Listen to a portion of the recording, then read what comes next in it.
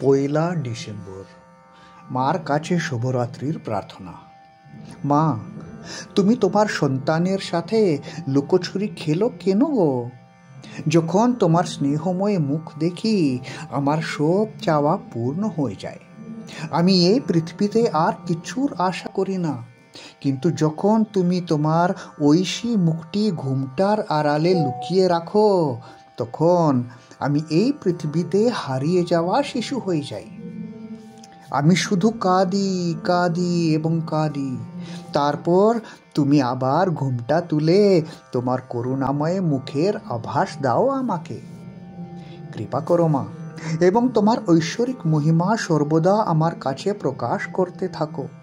তোমার ডাক শুনতে কখনোই যেন আমার ত্রুটি না হয়।